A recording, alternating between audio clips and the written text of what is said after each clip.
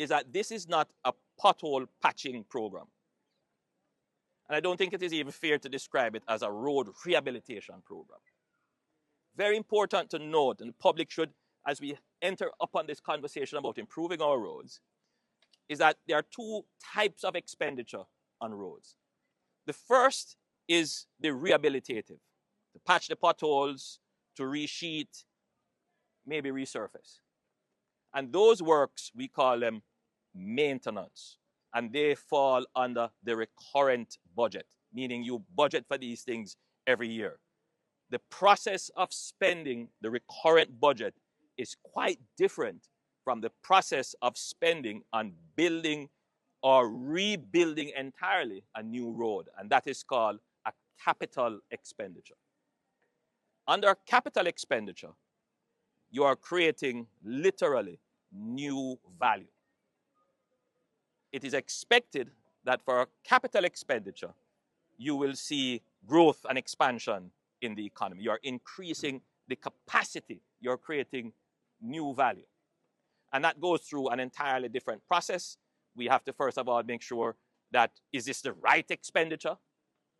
Is there something else that we should be spending on rather than spending on this? Because when you look at the national budget, you have to consider, if we spend $40 billion on roadways, how much are we going to have left to spend on hospitals, schools, security, all the other things? So these kinds of decisions, which the public never gets to see, the government has to make those decisions. And the process is called public sector investment for capital approval. We go through that public sector investment assessment and appraisal process.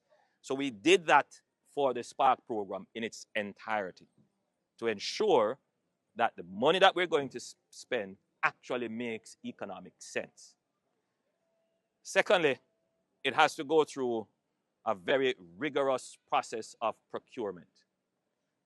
When you're doing capital works, it is rare that you're going to say this is an emergency expenditure, because you have to plan way ahead for capital work. So the accelerated pace that you could get on an emergency program, you would not get it under the Spark program.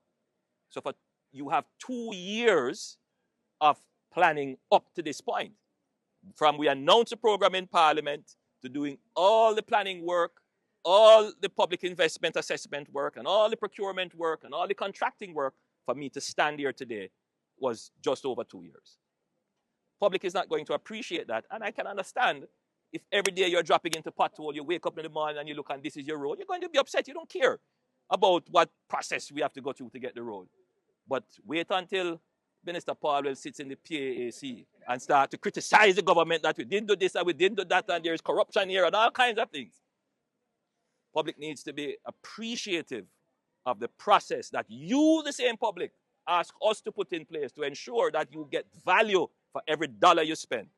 And so for this program, there can be no criticism that we shorted the program. We went through it. And we went through it as an example for other projects. We had consultation with the public. We went through all the processes.